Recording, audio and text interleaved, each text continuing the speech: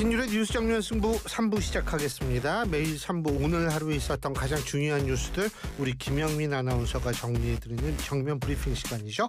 자, 오늘도 김영민 아나운서 나와 있습니다. 안녕하세요. 네, 안녕하세요. 예.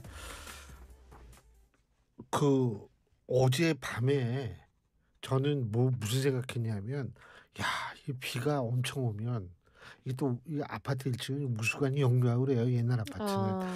이야, 얼마나 오나 그랬더니 생각보다 안 왔더라고요. 그러니까요. 예. 아니 그래서 제가 어제 방송 끝날 때도 여러분들한테 모쪼록 데뷔를 잘하시라 그랬는데 그게 너무 다행이에요. 아참. 그리고 우리 김영민 아나운서 수고하셨어요. 왜요? 수고하셨다 그러면 왜요? 그러면 어떻게 해요? 크게 수고한 게 없는 것 같은데. 아유, 그래도 우리가 YTN 내에서는 제일 잘 나왔으니까 청취율이. 네, 수고하셨어요. 아유, 감사합니다. 다 덕분이죠, 사실. 아니에요. 저야 그리고 팬도 많잖아요. 나는 칭찬도 없고 그냥 김영민 아나운서 칭찬만 있고. 그렇지 않습니다. 참 이런 거 보면 참 정말 전생에 나라를 구했나 봐요, 아마. 나라까지는 아니고 한 마을은 구했나 싶기도 하고요.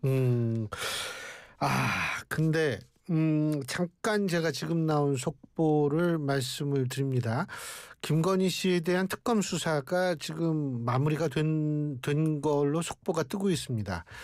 5시 46분에 김건희 씨 조사가 종료됐다라고 특검이 밝혔습니다. 그러니까 일반적으로 우리가 생각할 때에는 9시 정도에 끝나고 또 오고 이런 과정이 있지 않을까라는 생각을 했는데 조사는 종료됐고 이제 조서를 열람할 예정이다. 이런 보도가 지금 나오고 있기 때문에요. 제가 볼 때에는 어쨌든 생각보다는 빠르게 조사가 끝났는데 과연 이 조사가 빨리 끝난 것이 어떤 의미인지는 저희가 좀 지켜봐야 되지 않을까라는 생각을 합니다. 지금 방금 들은 속보기 때문에 여러분한테 말씀을 드렸고요.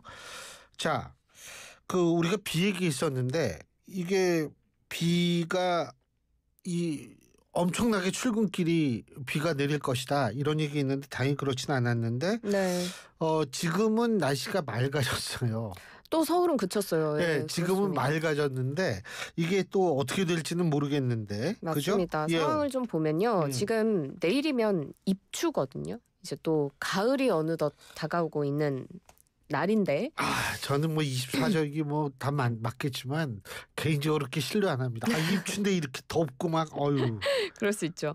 북부지방 중심으로 비가 좀 많이 쏟아지기는 했습니다. 예. 오늘 오후 1시까지 경기 포천 이쪽에는 90mm 이상 비가 내리면서 전국에서 비가 가장 많이 내린 지역이 됐고요. 이어서 포천 88mm, 철원 83mm, 가평 78.5mm 정도 내리면서 오후 한 12시 1시 점심때쯤 일부 지역으로는 호우경보가 발효됐던 지역이었습니다. 사실 비가 오전 지역의 남부까지 확대가 될 거다라고 기상청이 어제 예보를 한 바가 있는데 이 예보는 다소 비껴갔고 출근길에 오늘 수도권에 집중호우가 예보가 됐었는데 그것도 예상했던 것보다는 비의 양이 좀 적었고 비가 아주 많이 오지는 않았습니다. 기상청은 강수 시기가 전체적으로 좀 늦어진 것이다 이렇게 밝혔습니다. 어쨌든 이런 예보는 빗나가는 건 좋아요. 예? 이런 거는 빗나가는 게 오히려 더 좋죠. 근데 비가 하여간 많이 온다는 얘기예요, 그러면? 이제부터 좀 본격적으로 많이 내릴 것 같더라고요. 근데 지금 말 같다니까요? 이제 밤부터 또 온대요? 많이 올 예정입니다. 물폭탄이 지금 쏟아질 것으로 예상되는 지역이 좀 있는데 일단 비구름이 중부지방을 지나서 이제 남부지방으로 내려가면서 남부지방에 집중호우가 예상이 되고 있거든요. 내일까지 수도권과 강원 내륙 지역의 예상 강수량은 한 30에서 100mm 정도고요. 많은 곳은 150mm까지도 내릴 수가 있겠고 전라도도 100mm 이상, 충청도 비슷하고요. 부산, 울산, 경남 지역도 비슷하게 비가 많이 내릴 것으로 보입니다. 구체적인 시간대를 좀 알려드리면 수도권과 강원도는 오늘 오전과 오후 사이, 충청권이 이제 늦은 오후부터 밤 사이 비가 많이 내릴 예정이라서 여기에는 지금 호우 예비특보도 발효가 된 상태고요. 전라권도 오늘 밤부터 내일 새벽까지, 경상권 내일 새벽 사이 시간당 무려 70mm 안팎의 비가 쏟아지는 곳이 있겠습니다. 충청과 남부지방은 내일 아침까지 비가 내리겠지만 제주도는 모레까지도 비가 이어질 수 있겠고요. 지역마다 강수량의 차이가 상당히 크겠으니 최신 기상 정보를 꼭 챙기시는 게 좋겠습니다. 그렇습니다. 그리고 사실 전 그 생각이 나더라고요. 오늘 이재명 대통령이 예전에 그런 얘기를 했거든요. 무슨 얘기를 했냐 하면 이 노동부 장관한테 직을 걸라. 네. 맞아요. 직을 걸라 이렇게 얘기를 했습니다. 뭐에 직을 걸라라고 얘기를 했냐면 사망사고 발생하지 않도록 네, 직을 걸라라고 했는데 이게 지금 포스코 ENC가 계속 사망사고가 나고 있으니까 이재명 대통령이 특단의 대책을 찾으라 이렇게 지시를 했는데 네, 그죠? 맞습니다. 포스코 ENC에서 올해 들어서만 5건의 인명사고가 발생을 했는데요. 1월경에 김해에서 근로자 추락사 있었고 4월에 경기 광명, 대구에서도 각각 1명이 사망을 했고요. 네. 지난달에도 경남 함양 울산 고속도로 공사 현장에서 60대 노동자가 천공기에 끼어 숨졌고 이어서 지난 4일에는 광명시 광명 서울고속도로 연장 공사 현장에서 또 외국인 노동자가 감전 사고를 당했습니다. 이렇게 산업재해가 계속 반복되는 포스코 ENC에 대해서 이재명 대통령이 추가 제재 방안 검토를 지시했는데요. 강유정 대통령실 대변인이 오늘 브리핑을 통해서 밝혔습니다. 연속적인 인명사고를 발생시킨 포스코 ENC에 대해서 매뉴얼 준수 여부 등 철저히 확인을 하고 예방 가능한 사고는 아니었는지 면밀히 조사하라라고 지시를 하면서 건설 면허 취소, 공공입찰 금지 등 법률상 가능한 방안을 모두 찾아서 보고할 것을 지시했다. 이렇게 이야기를 했고요. 이런 산업재해가 다시 반복되지 않도록 징벌적 배상제와 같은 가능한 추가 제재 방안을 검토해서 보고하라. 이렇게 강력하게 메시지를 보냈습니다. 이게 결국은 건설 면허를 취소한다라는 거는 회사 문 닫는다는 얘기 아니었어요. 예. 그죠? 근데 이게 진짜 이 회사는 사고가 너무 많이 좀 너무 잦고 많이 나는 것 같다는 생각은 지울 수가 없습니다. 뭐 당연히 긴장하겠네요. 면허 취소 얘기까지 나왔으니까. 네, 이 회사뿐만 아니라 건설업계가 전반적으로 상당히 긴장하는 모습입니다. 지금 이재명 대통령이 강력한 엄벌 의지를 가지고 있기 때문에 사망사고가 자주 발생하는 업체에 대해서는 처벌을 강화하고 입찰을 제한하는 방안이 실질적으로 검토가 되고 있는 것으로 전해지는데요. 이런 법률상 가능한 조치들을 하는 것까지 정부에서 염두에 두고 있기 때문에 건설업계에서는 상당히 긴장을 하고 있습니다.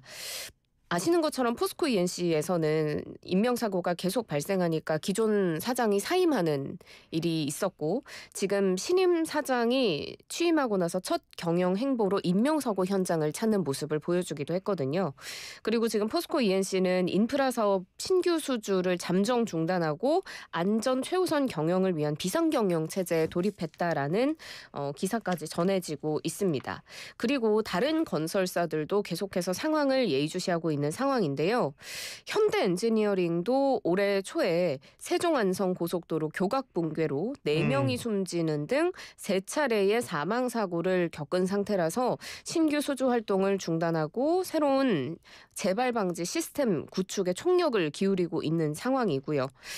현대건설도 올해 3월에 경기도 파주에서 하청 노동자가 무려 49층 높이에서 떨어지는 콘크리트 잔해에 맞아서 숨지는 사고가 있었고 그 외에서도 다양한 인명사고가 있었는데 앞으로 이들 건설업계에서도 강력한 대응책에 대비해서 바짝 긴장하고 대비를 하지 않을까 하는 생각이 듭니다.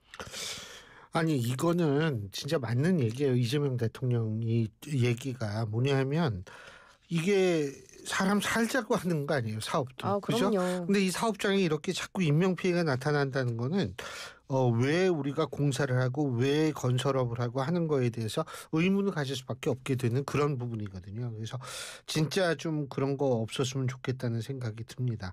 앞으로 진짜 잘해야 될 겁니다. 자, 그리고 고령층의 경제활동 인구가 1,000만 명을 돌파했다. 고령층이 몇 살부터 고령층인지 모르겠습니다. 55살부터 79살까지입니다. 이게 만이겠죠, 만. 네. 예. 55살부터 79살까지. 80은 아니군요. 예. 왜 그 79세 이거 뭐 기준이 뭔지는 모르겠습니다. 제가 정한 건 아닙니다. 고령자의 입장에서 제가 얘기를 하는 거예요. 아이고 이거 앉아있기도 힘드네. 예. 예. 아이고 근데 1,000만 명을 돌파했다. 네. 예, 옛날보다는 젊어졌어요. 네. 통계청이 오늘 발표한 조사 결과를 보면 말씀드린 것처럼 55세부터 79세까지 고령층의 경제 활동 인구가 1,000만 명을 돌파했습니다. 올해 5월 기준 고령층 인구가 1,644만 7천 명으로 작년 같은 달보다 46만 4천 명이 증가를 했는데요.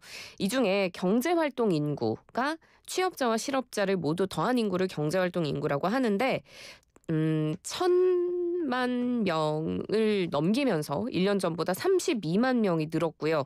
2005년에 관련 통계 집계 이래 처음으로 1,000만 명대에 진입을 한 겁니다. 구체적으로는 1,001만 명이고요.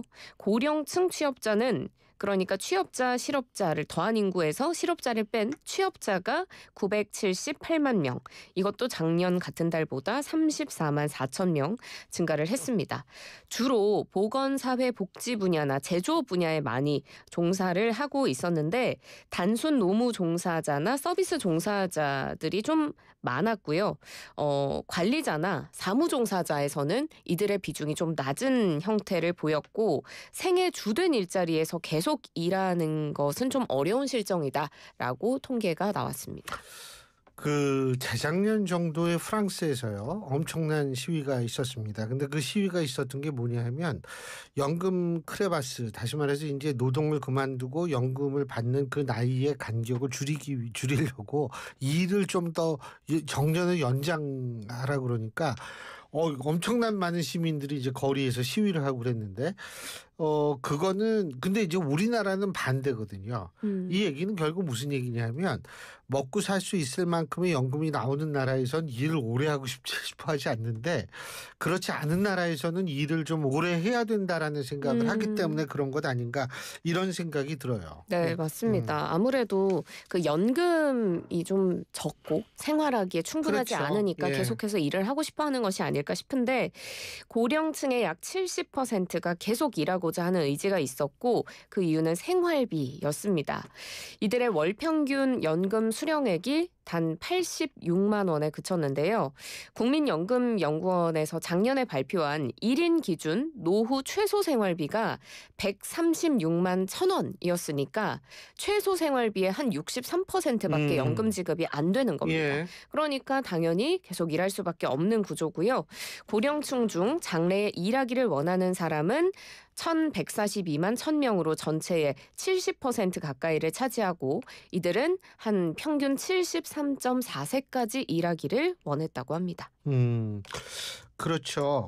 제가 앞서도 말씀을 드렸지만 지금 연금 액수 가지고 살기가 힘들기 때문에 이렇게 되는 건데 그 기업에서도 근데 한 가지 더 이게 지금 건강보험 문제도 결부가 되거든요. 네, 맞습니다. 그러니까 이게 퇴직을 하시고 예를 들면 지역의료보험으로 넘어갔을 때 건강보험이 굉장히 높아지는 부분. 그러니까 주택이라도 한 채 있으면 좀 높아지거든요. 그런 부분까지도 이게 우리가 종합적으로 생각해야 되는데 기업에서 지금 세대 역전 현상, 다시 말해서 부장님이 신입사원 숫자보다 더 많은 경우도 있다는 얘기 아니에요? 바로 그 말입니다. 예. 예. 국내 기업의 20대 직원 비중이 50대보다 적어지는 세대 역전 현상이 기업에서 지금 벌어지고 있는데요.